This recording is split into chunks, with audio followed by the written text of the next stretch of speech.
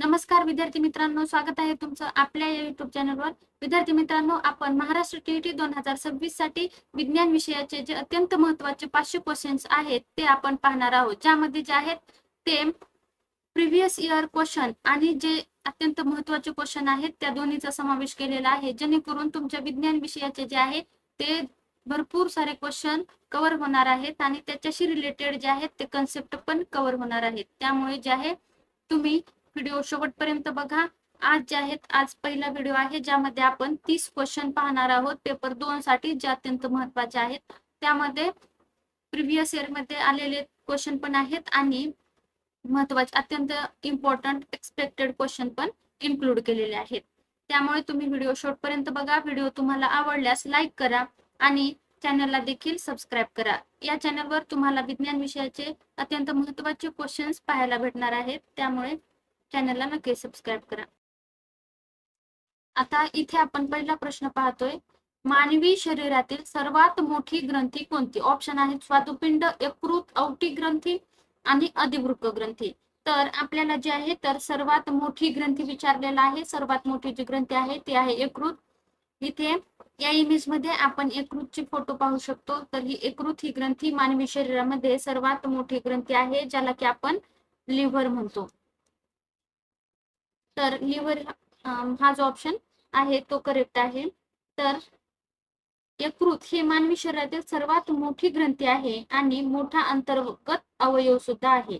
प्रौढ माणसं जे असतात त्यांच्यामध्ये 1.2 ते 1.5 एवढे किलोग्राम वजन त्याचे जे आहे ते जे प्रौढ व्यक्ती असतो त्याच्यामध्ये असते.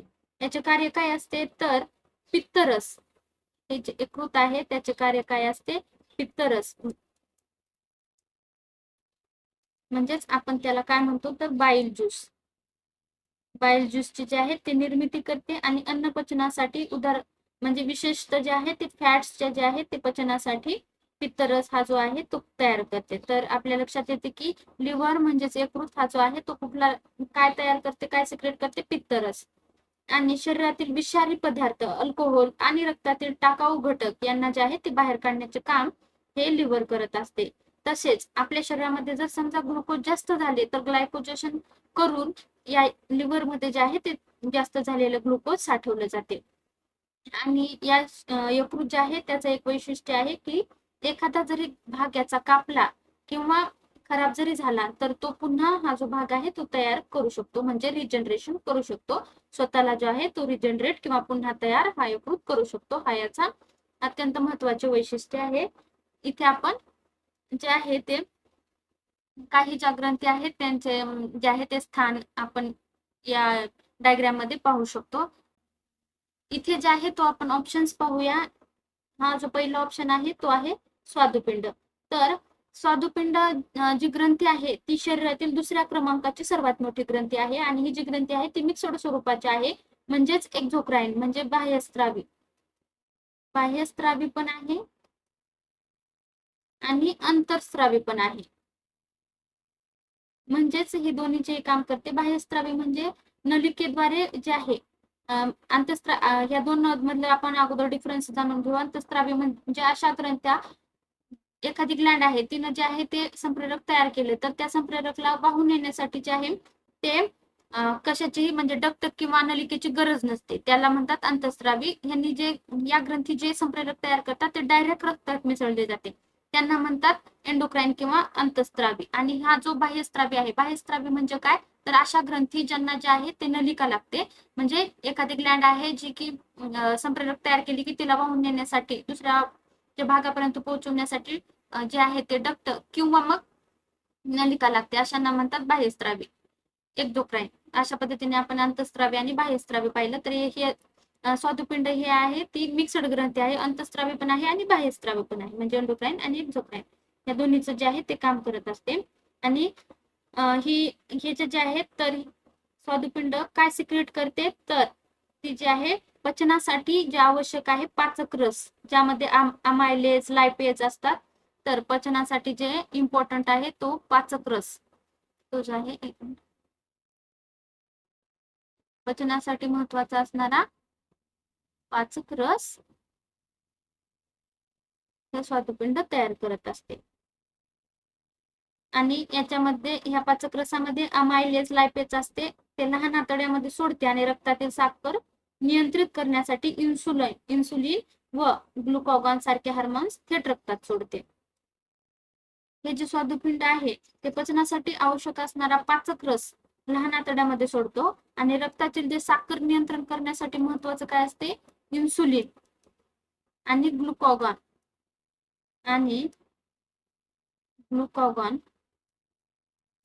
हे जे आहेत, हे जे संप्रेरक आहेत ते हॉर्मोन्स आहेत, हे जे हॉर्मोन्स ते थेट रक्तात सोडत असते.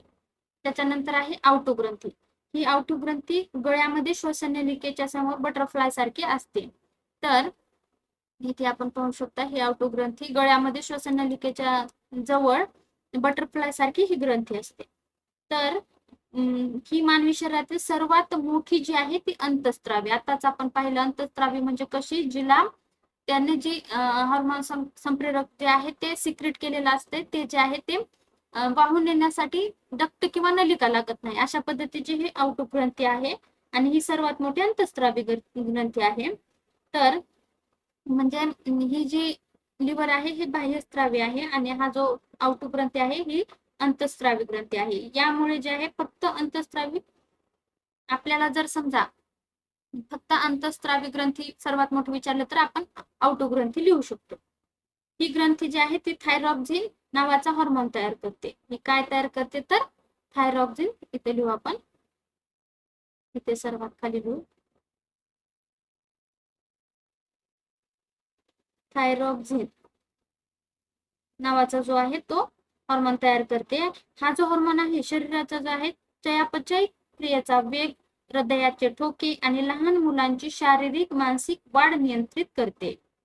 त्यामुळे याच्या कमतरतेमुळे जे आहे तो कुठला रोग होतो तर गॉयटर, ज्याला आपण गलगंड म्हणतो, तो रोग होत असतो या हॉर्मोन्सच्या कमतरतेमुळे. म्हणजे आपल्या लक्षात आलं, आउट ही सर्वात मोठी अंतस्त्रावी ग्रंथी आहे जी कुठलं हॉर्मोन जे आहे ते सिक्रेट करते, थायरॉक्सिन, आणि याच्या कमतरतेमुळे कुठला रोग होतो, गॉयटर हा रोग होतो.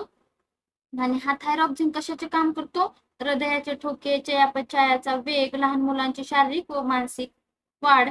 तर अशा पद्धतीने हा जो आहे तो थायरॉक्सिन हॉर्मोन नियंत्रित करत असतो. आता इथे शेवटचा ऑप्शन राहिलेला आहे तर अधिवृक्क ग्रंथी. ही जी ग्रंथी आहे तर इथे लोकेटेड आहे, या इमेज मध्ये आपण पाहू शकता. तर दोन्ही जे आहे दोन्ही किडनीच्या वर अशा टोपीसारखा हा जो भाग दिसतो आपण, ते आहे अधिवृक्क ग्रंथी. तर ही जी ग्रंथी आहे हिला इमर्जन्सी ग्लँड असे म्हणतात. याच्या ग्रंथीला काय म्हणतात तर इमर्जन्सी ग्लँड म्हणतात.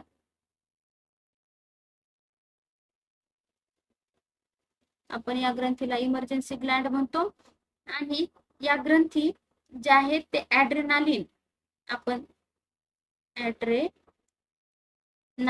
ऍड्रेनालिन हा जो हॉर्मोन आहे तो सिक्रेट करतात.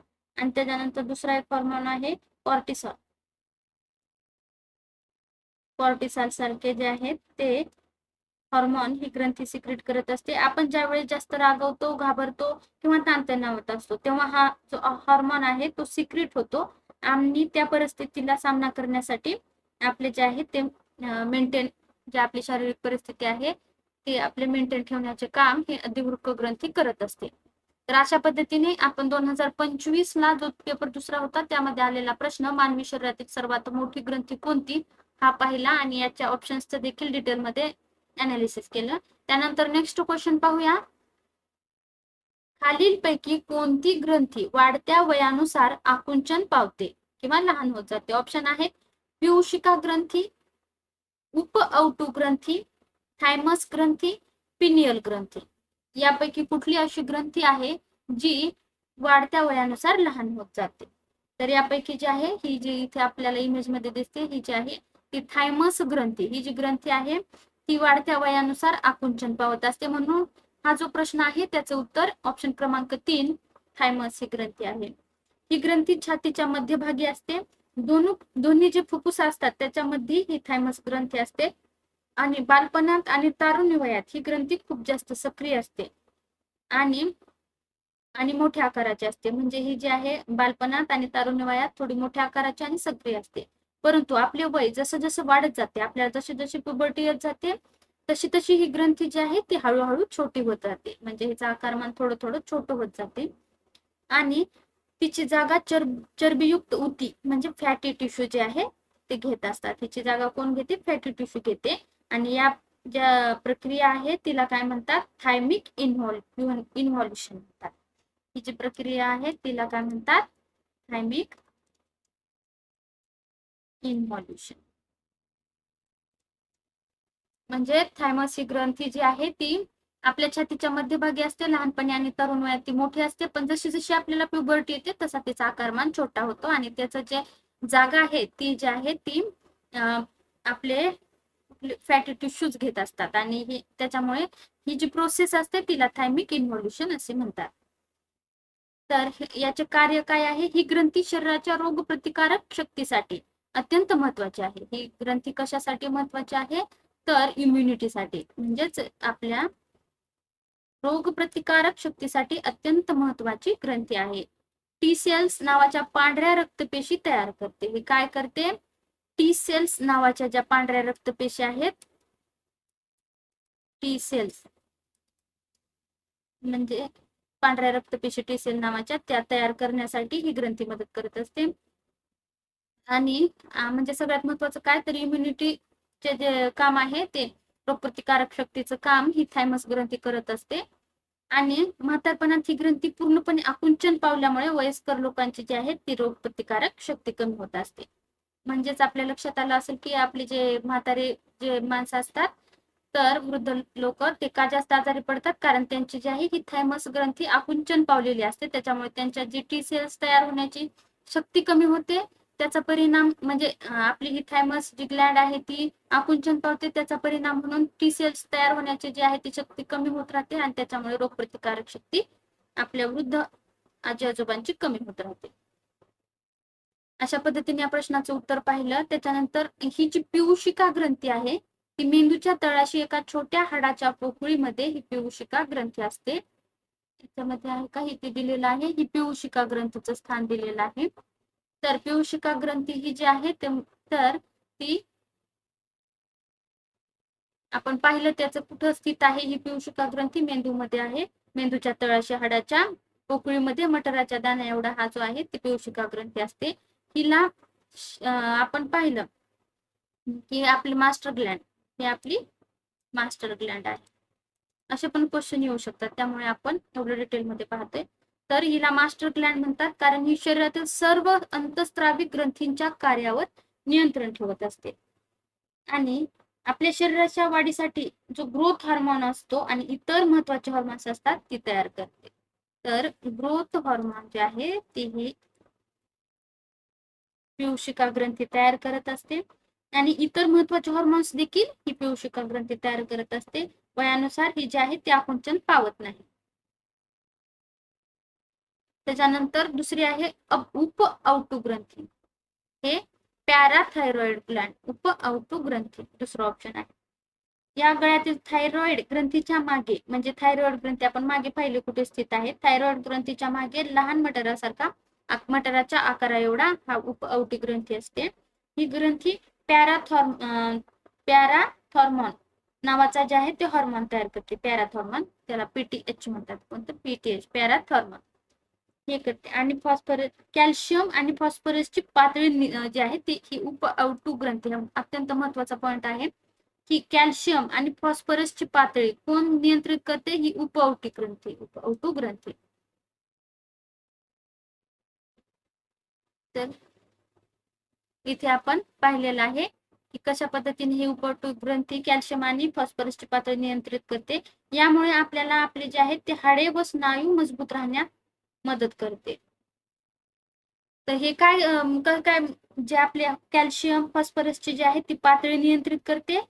पुन्हा पॅराथॉर्मॉन नावाचं जे हार्मोन आहे ते सिक्रेट करते. अशा पद्धतीने 2-3 पॉइंट उपअवटू ग्रंथीचे महत्वाचे आपण येथे पाहिलेले आहेत. त्यानंतर आहे शेवटचा जो ऑप्शन राहिलेला आहे तो आहे पिनियल ग्लँड.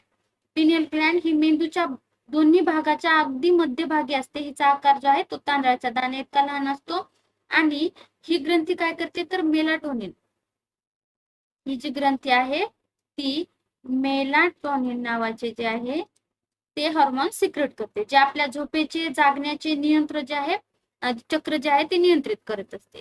तर आपल्या झोपेचे आणि जागण्याचे चक्र कोण नियंत्रित करते? पिनियल ग्रंथीने सिक्रेट केलेलं मेलाटोनिन हे हार्मोन. अशा पद्धतीने जे आहे ते आपण या ज्या ग्रंथी आहेत त्यांचं थोडेफार जे पॉइंट्स महत्वाचे आहेत ते पाहिलेले आहेत इथे. हा दुसरा प्रश्न आपला इथे कंप्लीट झालेला आहे. तिसरा क्वेश्चन आपण इथे पाहतोय. तर प्रश्न आहे, खालीलपैकी कोणती ग्रंथी मानवी शरीरातील रक्तदाब आणि आणीबाणीच्या प्रसंगाचे नियंत्रण करते? ऑप्शन आहेत अधिवृक्क ग्रंथी, औटू ग्रंथी, पियूषिका ग्रंथी, लाळ ग्रंथी. तर यापैकी जे आहे अधिवृक्क ग्रंथी ही म्हणजेच आपण त्याला ऍड्रेनल ग्लॅंड म्हणतो, हा करेक्ट ऑप्शन आहे. ही ग्रंथी जी आहे ती किडनीच्या इथे आपण पाहू शकतो, तर इथे लोकेटेड आहे. म्हणजे किडनीच्या वर जे आहे ते टोपीसारखी रचना असणारे जे आपल्याला इथे दिसत आहे ते आहे अधिवृक्क ग्रंथी. आणि ऍड्रेनल नावाचे जे आहे ते हॉर्मोन सिक्रेट करते. आपण मागच्या क्वेश्चन मध्ये याचे डिटेल मध्ये पाहिलेलं आहे. तर आपण ज्या वेळेस खूप घाबरतो, रागवतो, संकटात असतो किंवा तणावाखाली असतो त्यावेळेस ही ग्रंथी आपल्याला बघितलेच आहे आपण की ऍड्रेनालिन नावाचे जे आहे ते हॉर्मोन सिक्रेट करते आणि आपल्या त्या परिस्थितीला जे आहे तोंड देण्यासाठी आपले जे आहे ते शरीराचं बॅलन्स करत असते. अशा पद्धतीने अधिवृक्क ग्रंथी हे या प्रश्नाचं जे आहे ते करेक्ट आन्सर आहे. तर त्याच्यानंतर ही जी औटू ग्रंथी आहे ती गळ्यामध्ये श्वसन नलिकेच्या समोर जे आहे आपण पाहिलंच आहे, गळ्यामध्ये श्वसन नलिकेच्या समोर बटरफ्लाय सारखी रचना असणारी ही जी ग्रंथी आहे ही ग्रंथी थायरॉक्सिन हार्मोन तयार करते. हे जे हार्मोन आहे ते चयापचय जे आहे ते क्रियेचे नियंत्रण करते आणि अन्न पचवून ऊर्जा बनवण्याचा वेग जो आहे तो ही जी ग्रंथी आहे थायरॉइड ग्रंथी जी आहे ती वेग नियंत्रित करत असते. अशा पद्धतीने आवटी ग्रंथीचं आपण पाहिलं. त्याच्यानंतर पियूषिका ग्रंथी आपण त्याला पिट्युटरी ग्लॅंड असे म्हणतो. ही मास्टर ग्रंथी आहे, ही स्वतः थेट रक्तदाब नियंत्रित करत नाही, परंतु ही जी आहे ती अधिवृक्क ग्रंथीला त्याचे काम करण्यासाठी उत्तेजित करत असते. आपण बघितलं हिला मास्टर ग्लॅंड का म्हणतात? कारण ही दुसऱ्या ज्या अंतस्त्रावी ग्रंथी आहेत त्यांच्यावर नियंत्रण ठेवून असते. त्यानंतर लाळ ग्रंथी या आपल्या आपण त्याला सलायव्हरी ग्लॅंड म्हणतो. या आपल्या तोंडात गालाच्या आतील भागामध्ये जिभेखाली जे आहे ते लाळ ग्रंथी असतात. ही एक बाह्यस्त्रावी ग्रंथी आहे. कशी ग्रंथी आहे? बाह्यस्त्रावी ग्रंथी, एक्झोक्राईन ग्लॅंड. तर तिचा जो स्त्राव आहे तो नलिकेद्वारे तोंडात येत असतो. हिला नलिकेची गरज आहे म्हणून ही एक्झोक्राईन ग्लॅंड आहे. तर ही काय तयार करते? सलायवा तयार करते. आपला लाळ आपल्या तोंडातला जो आहे तो ही सलायवा नावाची एन्झाईम तयार करते. हे जे आहे हे एन्झाईम अन्न मऊ करण्यासाठी, स्टार्च पचन करण्यासाठी मदत करत असते. तर आपण एका पाठोपाठ जास्त क्वेश्चन का पाहतोय? कारण आपल्याला जे आहे ते लगेचच्या लगेच आपल्या कन्सेप्ट जे आहे ते क्लिअर व्हावं म्हणून एकाच टाइपचे 2-3 क्वेश्चन आपण इथे पाहिलेले आहेत. नेक्स्ट क्वेश्चन पाहू. तर हा याचेच आहे ते आपण डिस्कशन केलेलं आहे. रक्तातील कॅल्शियम आणि फॉस्फरसचे प्रमाण नियंत्रित करण्याचे काम कोण करत असते? तर रक्तातील जे आहे कॅल्शियम आणि फॉस्फरसचे नियंत्रण करण्यासाठी कोण काम करते? उपऔटू ग्रंथी, स्वादुपिंड ग्रंथी, यकृत ग्रंथी, अधिवृक्क ग्रंथी. तर ही जी उपऔटू ग्रंथी आहे ती उपऔटू ग्रंथी कॅल्शियम आणि फॉस्फरसचे प्रमाण नियंत्रित करण्याचे काम करत असते. तर याचं जे आहे ते विश्लेषण आपण मागच्या क्वेश्चन मध्ये पाहिलेलं आहे. इथे जो आहे तो 5वा प्रश्न आहे, प्रयोगशाळेतील असेंद्रिय पदार्थापासून सर्वात प्रथम तयार केलेला सेंद्रिय पदार्थ कोणता? तर असेंद्रिय पदार्थापासून हा जो ऑप्शन आहे urea, ethyl alcohol, methane, ethane. तर यापैकी युरिया हा जो आहे तो करेक्ट ऑप्शन आहे. असेंद्रिय पदार्थापासून सर्वात प्रथम जो आहे तर युरिया हा सेंद्रिय पदार्थ तयार केलेला आहे. तर कोणी केलेला आहे? फ्रेडरिक ओव्हलर. युरिया फ्रेडरिक ओव्हलर यांनी जगामध्ये सर्वात प्रथम जो आहे तो असेंद्रिय पदार्थापासून सेंद्रिय पदार्थ तयार केलेला आहे. तर यामध्ये त्यांनी कशाचा उपयोग केला आहे? तर अमोनियम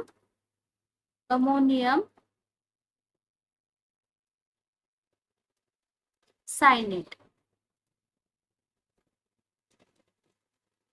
अमोनियम सायनेटचा उपयोग करून जो आहे त्यांनी युरिया तयार केला. जे आहे ते फादर ऑफ ऑर्गॅनिक केमिस्ट्री म्हणजे सेंद्रिय रसायनशास्त्राचे जनक देखील म्हणले जाते. सेंद्रिय रसायनशास्त्राचे जनक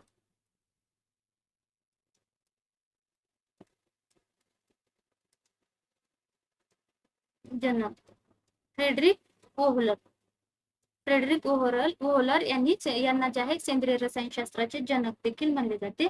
अशा पद्धतीने हा जो 5वा प्रश्न होता त्या प्रश्नाचं उत्तर युरिया हे करेक्ट आहे. तर नेक्स्ट क्वेश्चन पाहूया. ओहलर यांनी प्रयोगशाळेत युरिया तयार करण्यासाठी कोणता असेंद्रिय म्हणजेच इनऑर्गॅनिक पदार्थ वापर केला. तर इथे आपण जे आहे हे जे आहेत ते फ्रेडरिक ओहलर आहेत. तर आपण पाहिलं फ्रेडरिक ओहलर यांना जे आहे सेंद्रिय रसायनशास्त्राचे जनक म्हणले जाते आणि त्यांनी जे आहे ते कशाचा शोध लावला, युरिया तयार केला. आणि युरिया तयार करण्यासाठी त्यांनी काय वापरले, अमोनियम सायनाइड याचा उपयोग करून त्यांनी युरिया तयार केला. तर ओहलर यांनी थेट अमोनियम सायनाइड वापरण्याचे ते प्रयोगशाळेत इतर 2 असेंद्रिय पदार्थाच्या रासायनिक अभिक्रियेतून तयार केले होते. म्हणजे हे अमोनियम सायनाइड दुसऱ्या पदार्थ अमोनियम सल्फेट आणि पोटॅशियम सायनाइड या दोन्ही पासून हे अमोनियम सायनाइड तयार केले होते आणि त्याचा वापर करून युरिया तयार केला होता. अशा पद्धतीने आपण पाहिलं की ओहलर यांनी अमोनियम सायनाइड वापरून युरिया तयार केला होता.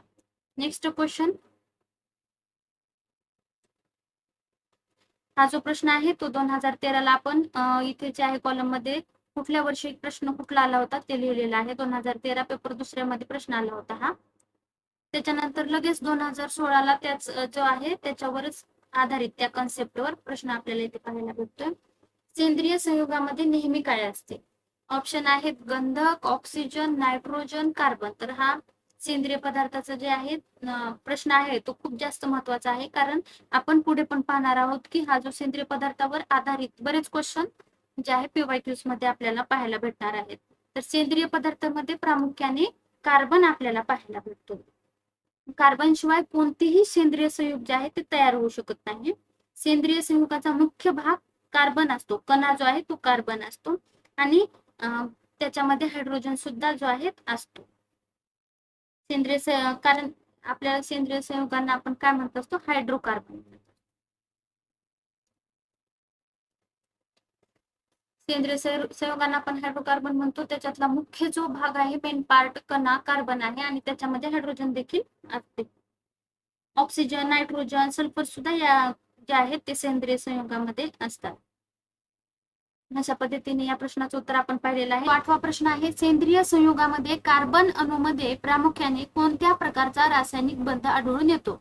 म्हणजे आपण पाहिलं सेंद्रिय पदार्थ जो आहे तो कार्बन शिवाय तयार होत नाही, पण तो जो सेंद्रिय पदार्थ आहे त्याच्या कार्बन मध्ये कुठला केमिकल बॉन्ड जो असतो, कार्बन अणूमध्ये कुठला केमिकल बॉन्ड असतो असं विचारलेलं आहे. तर यामध्ये जो आहे तो सहसंयोज बॉन्ड म्हणजे कोव्हॅलेंट बॉन्ड. हा जो कोव्हॅलेंट बॉन्ड आहे तो कार्बन अणूमध्ये असतो. तर कार्बन अणूचा जो ॲटॉमिक नंबर आहे तो ॲटॉमिक नंबर किती आहे, 6 आहे. कार्बन अणूचा ॲटॉमिक नंबर 6 आहे. म्हणजे त्याच्या जे आहेत ते बाह्य कक्षामध्ये कार्बन अणूच्या पहिल्या कक्षामध्ये 2 इलेक्ट्रॉन असणार, कारण त्याची कॅपॅसिटी 2 आहे. म्हणून त्याच्या जे बाह्य कक्षामध्ये किती असणार मग, तर 4 इलेक्ट्रॉन असणार. 4 इलेक्ट्रॉन असणार.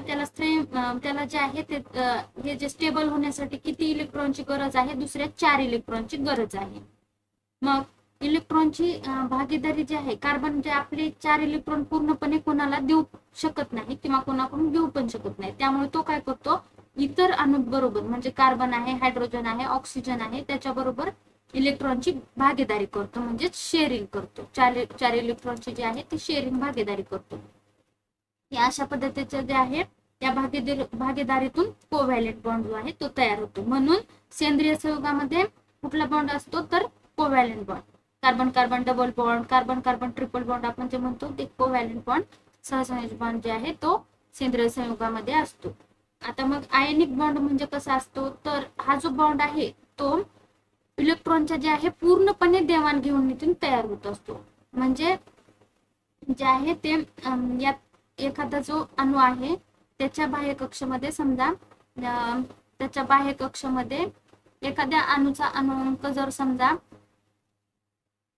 9 असेल तर याच्या जे पहिला जो शेल आहे त्यामध्ये 2 असणार, मग उरले किती, तर 7 उरले. दुसऱ्या शेल मध्ये किती आहेत, 7, मग त्याला जो आहे तो 1 इलेक्ट्रॉन मिळवावा लागतो किंवा मग 7 इलेक्ट्रॉन डोनेट करावा लागतो. तर तो 7 इलेक्ट्रॉन डोनेट कशाला करेल, तर तो जो आहे तो 1 इलेक्ट्रॉन दुसऱ्या अणूकडून ऍटम कडून जो आहे तो घेतो, मग त्याला जो आहे तो ऋण प्रभारित चार्ज लागतो. आणि जर समजा एकाने तर इलेक्ट्रॉन डोनेट केले तर त्याला जे आहे ते पॉझिटिव्ह चार्ज लागतो.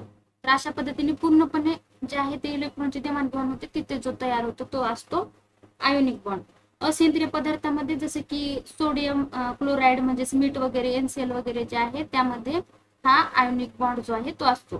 त्यानंतर आहे हायड्रोजन बॉन्ड. हा जो हायड्रोजन बॉन्ड आहे, जेव्हा हायड्रोजन अणू हा जास्त ऋण विद्युती अणूंसोबत जसे की ऑक्सिजन, नायट्रोजन, फ्लोरीन म्हणजे हायली इलेक्ट्रोनिगेटिव्ह म्हणजेच ऑक्सिजन, नायट्रोजन, फ्लोरीन यांच्यासोबत जोडला जातो, तेव्हा त्यांच्यामध्ये कमकुवत आकर्षण निर्माण होते. त्या कमकुवत आकर्षणाला हायड्रोजन बॉन्ड असे. हा प्रामुख्याने पाण्याचे रेणू म्हणजे H2O एकमेकाकडे धरून ठेवण्यासाठी उपयुक्त ठरतो. पाण्यामध्ये हायड्रोजन बॉन्ड असतो. तसेच DNA मध्ये जो आहे तिथे पण हायड्रोजन बॉन्ड असतो. म्हणजे हा पण अत्यंत महत्वाचा पॉईंट आहे. DNA मध्ये कुठला बॉन्ड असतो आणि अत्यंत कमकुवत बॉन्ड कुठला, हायड्रोजन बॉन्ड हा DNA मध्ये असतो.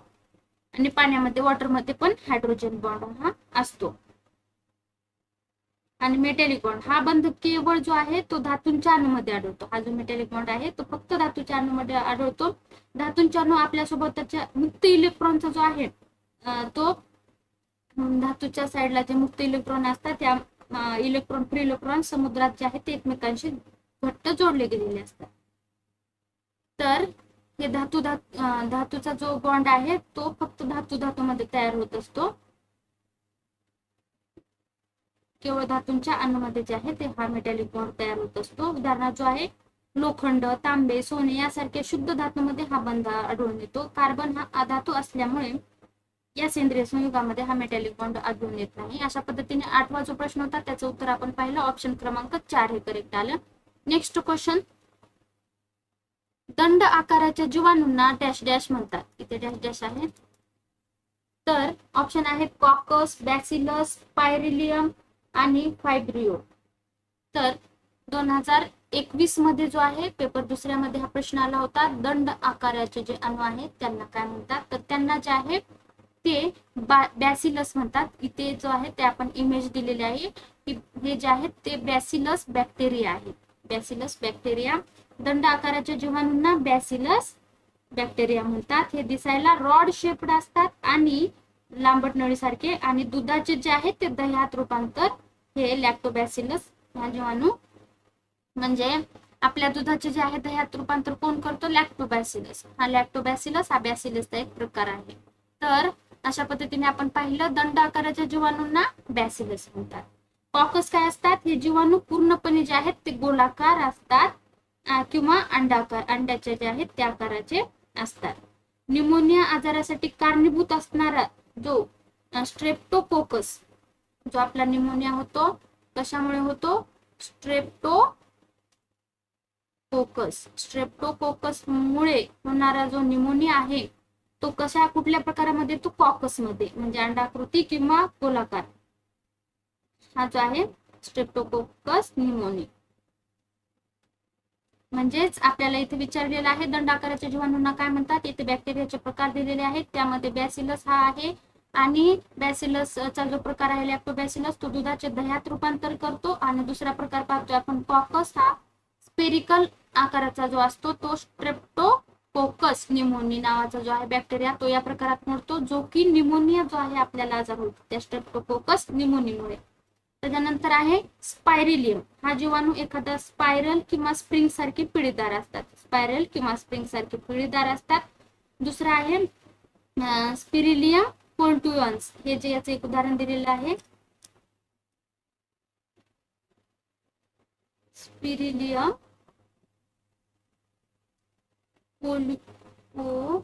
पोल्युटन्स.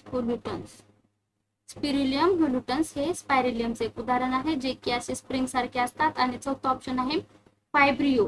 तर फायब्रियो हे जे जीवाणू आहेत ते कॉमा आकाराचे असतात. इंग्रजीतला आपला जो स्वल्पविराम आहे त्या कॉमा आकाराचे फायब्रियो हे असतात. आपला जो कॉलरा आपल्याला कॉलरा रोग होतो, त्या कॉलरासाठी आपण पाठांतर करताना कुठल्या जीवाणूमुळे होतो ते पाठांतर करतो, तर फायब्रिओ कॉलरी यामुळे जो आहे कॉमा आकाराचा जो जीवाणू आहे तो कुठल्या फायब्रिओ कॉलरी कोणत्या प्रकारात मिळतो, तर फायब्रिओ या जीवाणूच्या प्रकारात मिळतो, जो की कॉमा आकारात असतो. अशा पद्धतीने या प्रश्नाचं उत्तर आपण पाहिलेलं आहे. नेक्स्ट क्वेश्चन पाहूया. गोलाकार आकाराचे जीवाणू जेव्हा साखळी सारख्या चेन्स रचनेमध्ये आढळतात तेव्हा त्यांना काय म्हणतात? ऑप्शन आहेत स्टॅफिलोकोकस, स्ट्रेप्टोकोकस, डिप्लोकोकस, बॅसिलस. तर गोलाकार आकाराचे इथे आपण डायग्राम दिलेले आहे. तर गोलाकार आकाराचे जे चेन मध्ये असतात त्यांना स्ट्रेप्टोकोकस म्हणतात. हे जे स्ट्रेप्टोकोकस आहेत तर गोलाकार असे चेन मध्ये जे जीवाणू आढळतात त्यांना स्ट्रेप्टोकोकस म्हणतात. तर यामध्ये जे आहे त्यामुळे या प्रश्नाचं उत्तर ऑप्शन क्रमांक 2 हे करेक्ट आलेलं आहे. स्ट्रेप्टो म्हणजे काय, तर साखळी आणि असे जे गोल स्ट्रेप्टो साखळी आणि कोकस म्हणजे जे गोल असे रचना असते. तर हे जे आहेत स्टॅफिलोकोकस हा जो जीवाणू असतो गोलाकार असतो, परंतु ठराविक आकाराशिवाय एकत्र येऊन जो आहे तो द्राक्षासारखे जे आहेत त्याचा आकार तयार करतो, द्राक्षासारखे असतात. आणि दुसरा जो आहे डिप्लोकोकस, हे डिप्लो म्हणजे नावातच आहे की जेव्हा दोन जे आहे दोनच्या जोड्यांमध्ये जे आहे ते असे चेन्स असतात त्याला डिप्लोकोकस म्हणतात. डिप्लोकोकस न्यूमोनियाचा आजार पसरवणारे जे आहे डिप्लोकोकस न्यूमोनी हे या प्रकारचे असतात. आणि बॅसिलस ही गोलाकार प्रकारच्या जीवाणूच्या प्रकारामध्ये मोडत नाही, तर ती जी आहे दंडाकार प्रकारच्या जीवाणूमध्ये मोडत असते. नेक्स्ट क्वेश्चन पाहूया. अशा पद्धतीने याचं आपण उत्तर पाहिलं होतं, 2 आलं. नेक्स्ट क्वेश्चन, खालील अनावृत्ती बीजी प्रकार आहे जो की वनस्पतीचा आहे. वनस्पतीपैकी कशाला जिवंत जीवाहम असे म्हणतात? ऑप्शन आहेत जिंगो, भुजापती, पायनस, सायकस. यापैकी कशाला जे आहे जिवंत जीवाहम असे म्हणतात असं विचारलेलं आहे. याचं करेक्ट आन्सर आहे जिंगो, ज्याला की जिंगो सुद्धा म्हणतात आणि जिंकोगो बिलोबा असे सुद्धा म्हणतात. याला लिव्हिंग, आपल्याला इथं हे जे आहे जिवंत जीवाश्म म्हणजेच आपल्याला विचारलेलं आहे जिवंत जीवाश्म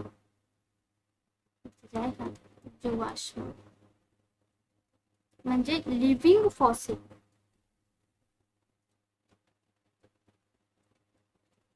इथे आपण या पिक्चर मध्ये हा जो जिंगो किंवा आपण त्याला जिंगो म्हणतो तो आपण या जे आहे ते इमेज मध्ये पाहू शकतो. तर असे जीव किंवा वनस्पती ज्यांच्या समकालीन सर्व प्रजाती लाखो वर्षापूर्वीच नामशेष झाल्या आहेत, परंतु ही जी आहे ती एकच जी प्रजाती आजही पृथ्वीवर तिचे मूळ स्वरूप न बदलता जिवंत आहे. तर जिवंत जीवाश्म कशाला म्हणतात, तर असे जे आहेत वनस्पतीचे प्रकार जे लाखो वर्षापासून तिचे मूळ स्वरूप न बदलता जशाच तसे टिकून आहेत. झिंगो ही जी वनस्पती आहे 27 कोटी वर्षापूर्वीची आहे आणि ती जी आहे बिंगोएल्स या गणातील आहे. सर्व वनस्पती या गणातील नष्ट झाल्या असून फक्त हीच एक आहे जी शिल्लक आहे. त्यानंतर सायकस ही देखील जिवंत जीवाश्म म्हटले आहे. ही वनस्पती दिसायला हुबेहूब खजुरासारखी आहे. ही वनस्पती देखील 20 कोटी वर्षापेक्षा जास्त जुनी आहे. तिच्या खोडापासून बियापासून साबुदाणा तयार केला जातो. त्यानंतर आहे पायनस, ही अनावृत्ती वनस्पती असून हिला कोनिफर किंवा सूचीपर्णी वनस्पती गणामध्ये प्रामुख्याने गणले जाते. ही जी आहे अनावृत्ती बीज आहे. त्यांचं भुजापती किंवा भुज्रपती ही जी आहे ते ही अनावृत्ती जे जिम्नोस्पर्म या गटामध्ये मोडत नाही, तर अँजिओस्पर्म फुलांची वनस्पती आहे. हिमालयात आढळणाऱ्या या झाडांच्या पांढऱ्या आणि पातळ सालीचा वापर प्राचीन काळात कागदासारखा केला जातो. तर ह्या भुजपती कागदासाठी उपयोग केला जातो. तर जे आहे या जिंगो आणि सायकस पैकी जे आहे ते काही परीक्षामध्ये जे आहे ते सायकसला सर्वात अचूक मानलेला आहे, कारण ह्या दोन्ही पण अनावृत्ती बीजी आणि दोन्ही ऑप्शन करेक्ट आहेत म्हणता येईल, कारण या दोन्ही पण ज्या आहेत त्या अनावृत्ती बीजी आणि जिवंत जीवाश्म आहेत. इथे जो आहे 12वा प्रश्न आपण पाहतोय. स्टेनलेस स्टील मध्ये धातूमध्ये जो आहे हा जो धातू आहे स्टेनलेस स्टील तो कशाचा संमिश्र आहे? तर संमिश्र ज्याला की आपण अलॉय म्हणतो. अलॉय म्हणजे काय? दोन किंवा अधिक धातू किंवा एखादा धातू आणि एखादा अधातू, म्हणजे दोन वेगवेगळे धातू किंवा एक धातू आणि एक अधातू यांच्या जे आहे ते एकमेकात वितळून एकजीव केले जाते, तेव्हा त्यात जो तयार होणारं मिश्रण आहे त्याला अधातू अलॉय म्हणतात. म्हणजेच धातू संमिश्रण. तर अलॉय म्हणजे काय? दोन वेगवेगळे धातू किंवा एक धातू आणि एक अधातू यांचे वितळून एकजीव तयार केलेले मिश्रण, त्याला आपण अलॉय म्हणतो. तर आपल्याला स्टेनलेस स्टील हा जो धातू आहे तो कशा कशाचे संमिश्र आहे असं विचारलेलं आहे. तर फेरस पहिलं ऑप्शन आहे केवळ फेरस आणि क्रोमियम, फेरस कॉपर आणि निकेल. दुसरा ऑप्शन आहे फेरस कॉपर निकेल क्रोमियम. तिसरा ऑप्शन आहे कॉपर आणि निकेल. चौथा जो ऑप्शन आहे तो आहे फेरस निकेल आणि क्रोमियम. यापैकी जो आहे आपला स्टेनलेस स्टील हा जो धातू आहे तो कशाचा संमिश्र आहे विचारलेला आहे. तर तो जो आहे फेरस निकेल आणि क्रोमियम. फेरस निकेल आणि क्रोमियम ऑप्शन क्रमांक 4 मध्ये आहे. तर हा जो ऑप्शन आहे तो करेक्ट आहे. स्टेनलेस स्टील हा धातू केवळ फेरस निकेल आणि क्रोमियम यांचे जे आहे ते संमिश्र आढळते. त्याच पद्धतीने आपण पितळ पाहूया. पितळ ज्याला आपण काय म्हणतो तो ब्रास. कशा कशाचे संमिश्र आहे तर तांबे आणि झिंक म्हणजे जस्त यांचे संमिश्र आहे ब्रास म्हणजे पितळ. हा पण प्रश्न पेपर 1 मध्ये येऊन गेलेला आहे. पितळ जे आहे ते कशाचं मिश्रण आहे. नंतर आहे कांस्य ज्याला आपण ब्रॉन्झ म्हणतो. हा जो ब्रॉन्झ आहे तो तांबे आणि टीन यांचं संमिश्र आहे. त्यानंतर आहे आपण पाहिलेलं स्टील. हे जे आहे ते स्टेनलेस स्टील आहे जे की कशापासून बनलं होतं फेरस निकेल आणि क्रोमियम आणि पोलाद ज्याला आपण स्टील आणि स्टील म्हणतो हे ते पोलाद स्टील आहे. ते कशापासून बनते तर लोह आणि कार्बन पासून हे पोलाद. स्टेनलेस स्टील वेगवेगळे आहे स्टील आणि स्टेनलेस स्टील. तर हे जे पोलाद हे स्टील आहे ते कशापासून लोह आणि कार्बन पासून बनते. ते जे कशासाठी यूज होतं रेल्वे रोड पूल गाड्यांचे सुटे भाग इमारतींचे भाग बनवण्यासाठी हे जे आहे ते पोलाद जे आहे ते युजफुल असते. त्यानंतर जर्मन सिल्वर जे आहे जर्मन सिल्वर हे एक आहे. जर्मन सिल्वर हा एक धातू आहे. हा धातू तांबे जस्त आणि निकेल तांबे जस्त आणि निकेल यापासून तयार होतो. अशा पद्धतीने आपण काही संमिश्र आणि ते कशापासून मिश्रण त्यांचे जे मिश्रण आहे कशापासून तयार होतात ते पाहिलेलं आहे. 12वा प्रश्न होता 2025 पेपर 2 मध्ये आलेला होता की स्टेनलेस स्टील कशाचं मिश्रण आहे. फेरस निकेल आणि क्रोमियमचे हे जे स्टेनलेस स्टील ते मिश्रण आहे. तर इथे लगेच दुसरा प्रश्न आहे की इथे पितळ हे डॅश डॅशचे संमिश्र आहे. हा पण प्रश्न जो आहे तो 2025 मध्ये आलेला आहे. पितळ हे कशाचे मिश्रण आहे तर तांबे आणि जस्त कॉपर आणि जस्त झिंक. कॉपर आणि जस्त झिंक याचे जे आहे मिश्रण पितळ. पितळ हे तांबे आणि जस्त यांचं मिश्रण आहे. पारद हा जो संमिश्र आहे तो कशाचा आवश्यक घटक आहे तर संमिश्राचा जो आहे तो कुठला जो आहे खालील पर्यायापैकी आवश्यक घटक आहे. 2018 ला पेपर 2 मध्ये आलेला प्रश्न आहे. ऑप्शन आहे अल्युमिनियम पारा सोने आणि चांदी. तर पारा पारा आपण ज्याला की मर्क्युरी म्हणतो आपण एच ने डिनोट करतो. तर हा जो आहे तो पारदचा जो आहे तो आवश्यक घटक आहे. त्यामुळे या प्रश्नाचे उत्तर ऑप्शन क्रमांक 2 आहे. जेव्हा पारा हा धातू इतर कोणत्याही धातू सोबत म्हणजे चांदी सोने जस्त किंवा तांबे मिळून जे मिश्रण तयार होते म्हणजे हा जो पारा आहे तो इतर कोणत्याही धातू सोबत म्हणजे चांदी असो सोने असो किंवा जस्त तांबे याच्या सोबत मिळून जे आहे तो जे संमिश्र म्हणजे तयार करतो त्याला पारद संमिश्र अमालगम म्हणतात. काय म्हणतात अमालगम. हा जो पारा आहे तो वेगवेगळ्या धातू सोबत मिळून जे संमिश्र तयार करतो त्याला अमालगम किंवा पारद संमिश्र म्हणतात.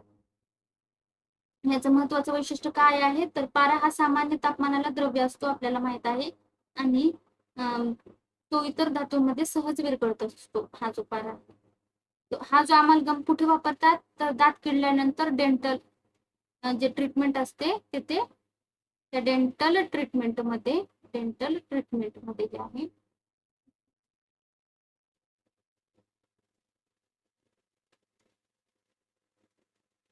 हा अमालगम जो आहे तो डेंटल ट्रीटमेंटमध्ये वापरत असतात. अशा पद्धतीने पारद आपण पाहिलेले आहे कशापासून बनते वगैरे.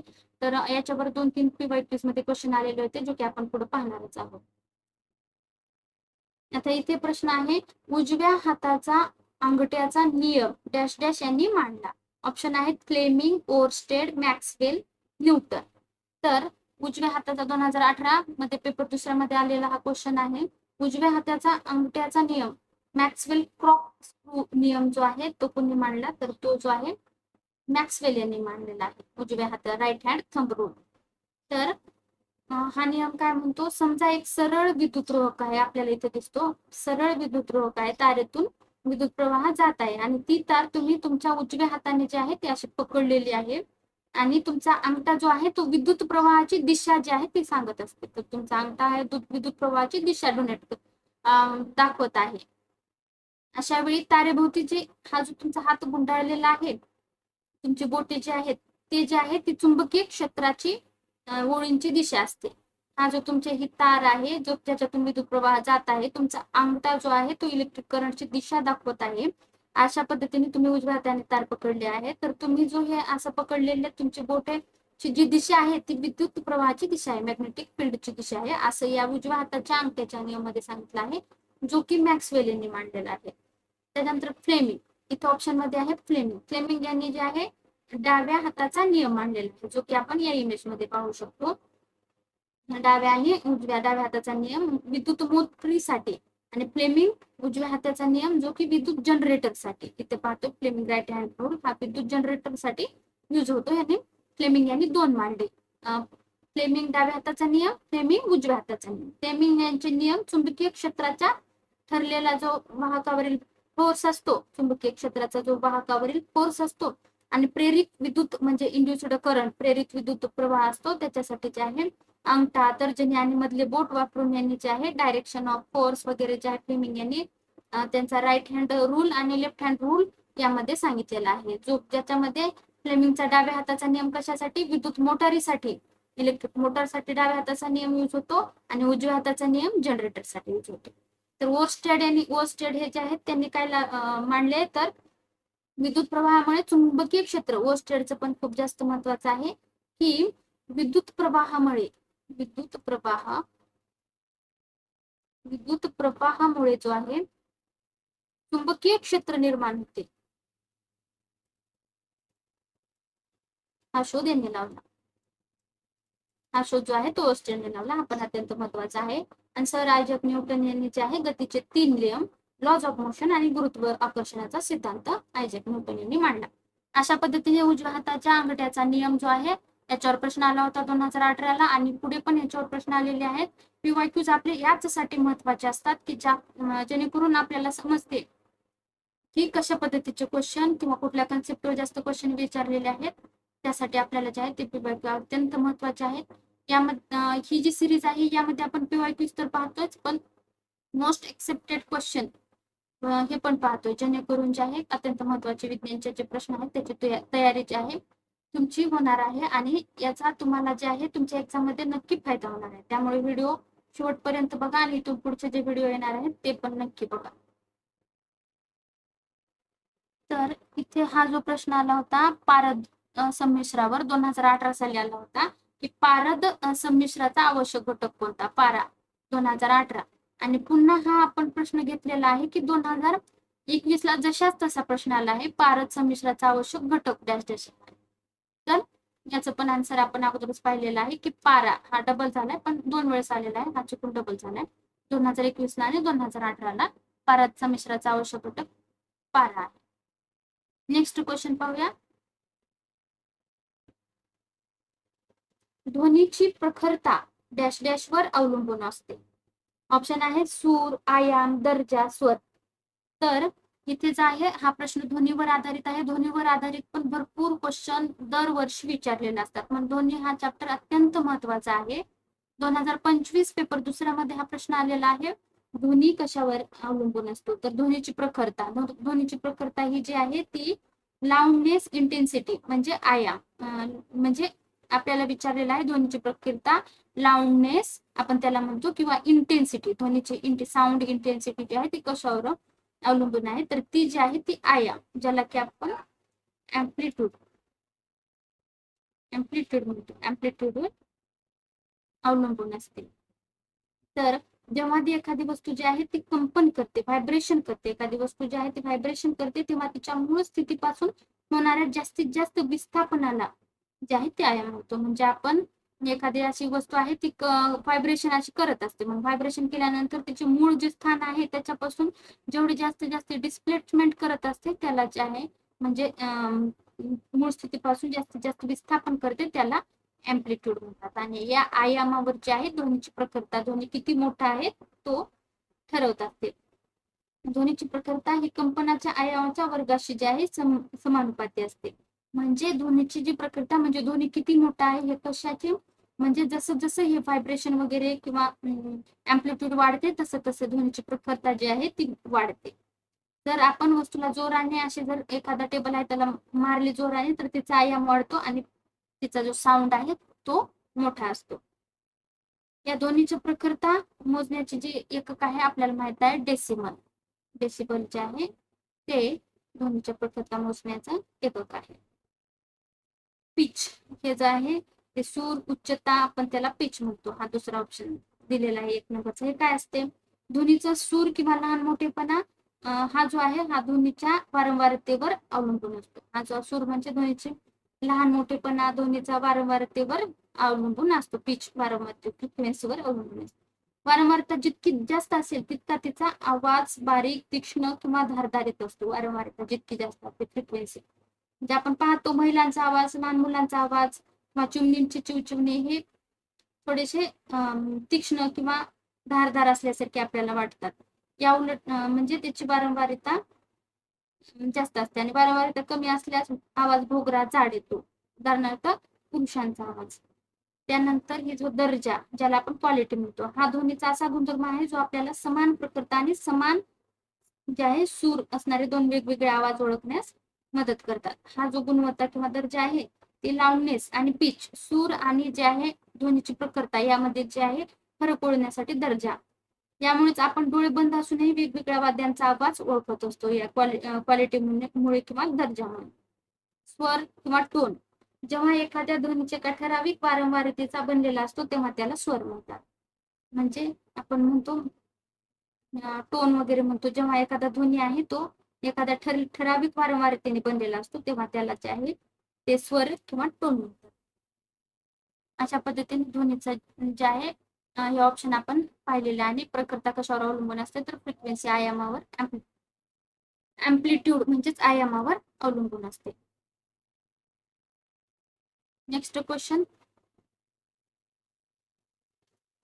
ध्वनिवर्जित भागामध्ये दिवसा आवाजाची आखून दिलेली मर्यादा किती आहे?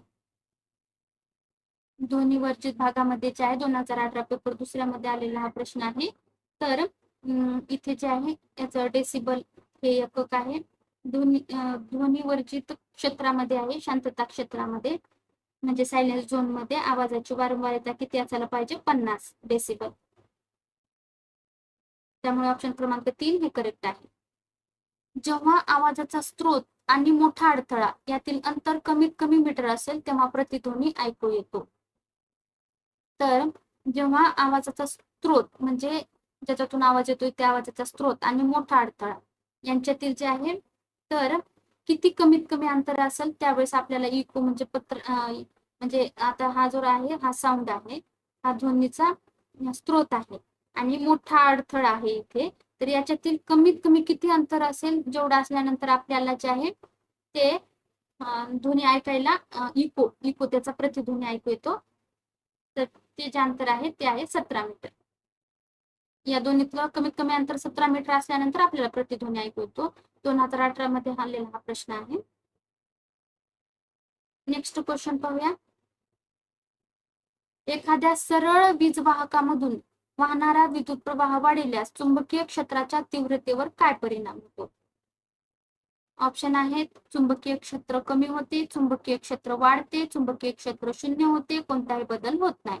म्हणजे एखादा सरळ वीज वाहक आहे, त्याच्यातून जे आहे ते आपण वाहणारा विद्युत प्रवाह वाढवल्यास काय होते? तर ओरिस्टड यांनी सांगितलं होतं की एखाद्या वायर मधून जर चुंबकीय विद्युत प्रवाह वाहत आहे तर त्याच्या साईडने जे आहे ते मॅग्नेटिक फील्ड तयार होते. ते कोणी सांगितलं? तर ओरिस्टेड यांनी सांगितलं होतं.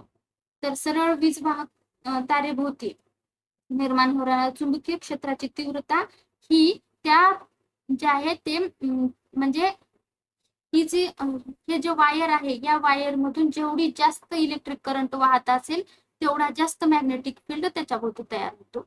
त्याच्यामुळे एखाद्या सरळ तारेतून जर इलेक्ट्रिक करंट वाहत असेल तर तो जेवढा जास्त असेल तेवढे जास्त मॅग्नेटिक फील्ड जे आहे तिथे तयार होते, म्हणून चुंबकीय क्षेत्र वाढते, हा परिणाम होतो. या प्रश्नाचं उत्तर म्हणून ऑप्शन क्रमांक 2 हे करेक्ट आहे. नेक्स्ट क्वेश्चन पाहूया. श्राव्यातीत ध्वनीची वारंवारिता किती असते? तर 2017 पेपर 2 मध्ये आलेला हा प्रश्न आहे. पेपर 1 मध्ये पण बऱ्याच वेळा विचारलेला हा प्रश्न आहे. तर श्राव्यातीत ध्वनीची वारंवारिता 20 हर्ट्झ पेक्षा जास्त असते. श्राव्यातीत म्हणजे कसा ध्वनी? तर जे आपल्याला आपण ऐकू शकत नाही, तर 20 हर्ट्झ पेक्षा जास्त. अवश्राव्य ध्वनी म्हणजे कसला? इन्फ्रासोनिक हा आहे अल्ट्रासोनिक. श्राव्यातीत म्हणजे अल्ट्रासोनिक, अल्ट्रा वारंवारितेपेक्षा जास्त अल्ट्रासोनिक. म्हणजे आपल्याला 20 ते 20,000 हर्ट्झ पर्यंत मधील जो ध्वनी आहे तो आपण ऐकू शकतो. पण 20,000 हर्ट्झ पेक्षा जर जास्त झाला तर त्याला अल्ट्रासोनिक म्हणतात. 20,000 पेक्षा कमी झाला तर त्याला म्हणतात इन्फ्रासोनिक. आणि हा आवाज मानवी कान ऐकू शकत नाही, परंतु देवमासा, हत्ती, गेंडा म्हणजे 20 हर्ट्झ पेक्षा कमी असणारा, ज्याला काय म्हणलं आपण? इन्फ्रासोनिक. तर पोटातून, पृथ्वीच्या पोटातून निर्माण होणारे तरंग या प्रकारामध्ये हे इन्फ्रासोनिक मोडतात. आणि अल्ट्रासोनिक हा अतिशय उच्च वारंवारिताचा ध्वनी आहे. तरी वटवाघूळ, डॉल्फिन, कुत्रे, उंदीर हे जे प्राणी आहेत तो हा आवाज ऐकू शकतात. तर अशा पद्धतीने आपण पाहिलं 21व्या प्रश्नाचं उत्तर. इथे 22वा प्रश्न आहे की अवश्राव्य ध्वनीची वारंवारिता किती असते? 2019 पेपर 2 मध्ये आलेला प्रश्न आहे. ध्वनी चॅप्टरवर आपण पाहू शकता की किती क्वेश्चन आणि त्याच कन्सेप्टवर पेपर 1 असो पेपर 2 असो दोन्ही ठिकाणी रिपीट झालेले आहेत. श्राव्यातीत ध्वनी 20,000 हर्ट्झ पेक्षा जास्त होता, तर अवश्राव्य ध्वनी 20,000 हर्ट्झ पेक्षा जो आहे तो कमी असणारा ध्वनी जो आहे तो अवश्राव्य ध्वनी म्हणतो आपण त्याला. मानवी कान जे आहेत ते सहजासहजी ऐकू शकत नाहीत. अशा पद्धतीने 22व्या प्रश्नाचं उत्तर पाहिलं. आता नेक्स्ट क्वेश्चन आहे, ध्वनी वर्जित भागामध्ये दिवसा आवाजाची आखून दिलेली मर्यादा किती डेसिमल असते? पेपर 2018 मध्ये पेपर 2 हा प्रश्न आलेला आहे. तर हा जो प्रश्न आहे झालाय इथे आपण पाहिला होता 2018, इथे आपण हा प्रश्न पाहिला होता, हा रिपीट झालेला आहे. तर ध्वनिवर्जित जो आहे भाग आहे तिथे 50 हर्ट्झ पेक्षा जे आहे दिवसाला डेसिमल 50 डेसिबल इतकी आवाजाची तीव्रता आपण मर्यादा असते तीव्रतेची. इथे जो आहे 24वा प्रश्न आपण पाहतोय, मानवी रक्ताचा पीएच साधारणपणे किती असतो? ऑप्शन आहेत 6 अम्लीय, 7 म्हणजे उदासीन, 7 म्हणजे किंचित आम्लधर्मी का 8.5 म्हणजे तीव्र अल्कली. तर मानवी रक्ताचा जो पीएच आहे तो 7.4 किंचित आम्लधर्मी अल्कली जो आहे तो मानवी रक्ताचा पीएच मानला जातो. दुसरा जो आहे टोमॅटोचा रस आहे, टोमॅटोचा रस त्याचा टोमॅटोचा जो रस आहे त्याचा पीएच किती असतो? तर 4.1 असतो.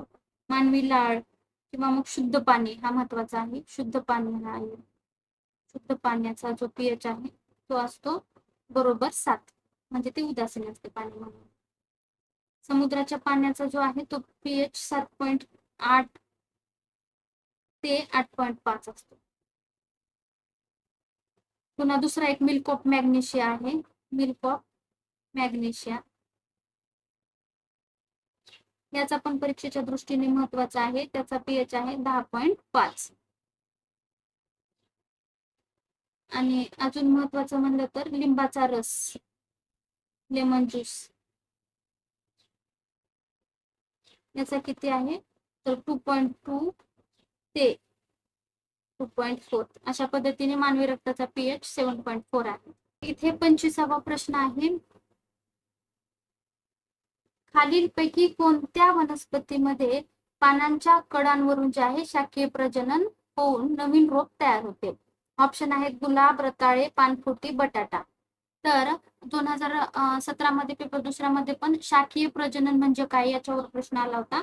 आणि हा जो आहे तो शाकीय प्रजनन आपल्याला खालीलपैकी कशावर होते ते ओळखायचे. शाकीय प्रजनन म्हणजे जे आहे खोड किंवा पान किंवा फूल याच्याद्वारे जे नवीन वनस्पती तयार होते त्याला शाकीय प्रजनन म्हणतात. आणि आपल्याला इथे पानापासून कोणती नवीन रोप तयार होते तर पानफुटी हा जो वनस्पती आहे ही वनस्पती प्रजनन शाकीय प्रजनन कशाद्वारे? पानाद्वारे करते. गुलाब जे आहे फांदी खोड याच्याद्वारे करते आणि रताळे मुळांद्वारे. आणि बटाटा आहे खोडाला असणाऱ्या डोळ्यांपासून बटाटा तयार होत असतो. अशा पद्धतीने शाकीय प्रजनन खालीलपैकी पानफुटीचं जे आहे ते पाण्याद्वारे होत असते. नेक्स्ट क्वेश्चन पाहूया, डॅश डॅश हे वनस्पती संप्रेरक वनस्पतीची वाढ रोखते. ऑप्शन आहेत ऑक्झिन, जिबेरेलिन, सायटोकायनेसिस, ऍब्सिसिक ऍसिड. यापैकी जे आहे वनस्पतीचे जी वाढ रोखते असे संप्रेरक विचारलेला आहे. 2021 पेपर दुसऱ्यामध्ये आलेला हा प्रश्न आहे. तर ग्रोथ इनहिबिटर हार्मोन जो आहे तो आहे abscisic acid, ABA. Abscisic acid जे आहे इथे आपण हा जो वनस्पती आहे याच्यावर ABA ऍब्सिसिक ऍसिड जे आहे स्प्रे केल्यानंतर हे वाढ खुंटून जाते त्याची. इथे दाखवलेलं आहे या इमेज मध्ये. तर ऍब्सिसिक ऍसिड जे आहे ते वाढ खुंटत असते, वनस्पतीची वाढ रोखते. हे झाडाची वाढ थांबवते किंवा स्टोमाटा बंद करते, ज्यामुळे पाण्याचे बाष्पीभवन रोखले जाते. याला स्ट्रेस हॉर्मोन देखील म्हणतात. ऍब्सिसिक ऍसिडला काय म्हणतात? Stress hormone.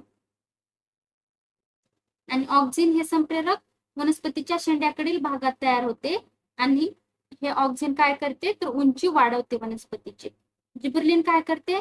संप्रेरक खोडांच्या वाढीसाठी दोन पेरांमधील जे आहे अंतर वाढवण्यासाठी, खोडांच्या वाढीसाठी दोन पेरांमधील अंतर वाढवण्यासाठी अत्यंत उपयुक्त असते. बियांची सुप्त अवस्था संपून अंकुरण जर्मिनेशन साठी जिबेरेलिन युजफुल असते. जर्मिनेशन ऑक्झिन ग्रोथ त्याची वाढवते. जिबेरेलिन जे आहे जर्मिनेशन साठी युजफुल असते. सायटोकायनेसिस पेशी विभाजनाचं कार्य करते. सायटोकायनेसिस पेशी सेल डिव्हिजन मध्ये हेल्प करते. अशा पद्धतीने जे आहे 26वा प्रश्न आपण पाहिला, ज्याचं ऍब्सिसिक ऍसिड हे आन्सर आहे. नेक्स्ट क्वेश्चन, वनस्पतीची पाने कोमाजणे ही डॅश डॅश मुळे जी क्रिया आहे ती घडते. ऑप्शन आहेत ऑक्झिन, जिबेरेलिन, सायटोकायनेसिस, ऍब्सिसिक ऍसिड. तर 2018 ला आलेला हा प्रश्न आहे. हा जो प्रश्न आहे 2021 मध्ये आला होता. म्हणजेच प्रश्न रिपीट होताना आपण पाहतो की ऍब्सिसिक ऍसिड मुळे जे आहे वनस्पतीचे पाने कोमेजतात.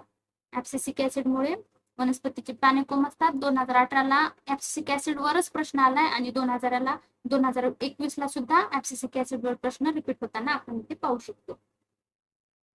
त्यानंतर जे आहे नेक्स्ट क्वेश्चन पाहूया, समांतर शिरा विन्यास हे जे वैशिष्ट्य आहे ते कशाचं आहे? एक बीजपत्री वनस्पती, द्विबीजपत्री वनस्पती, अनावृत्त बीज वनस्पती, नेचभेदी वनस्पती.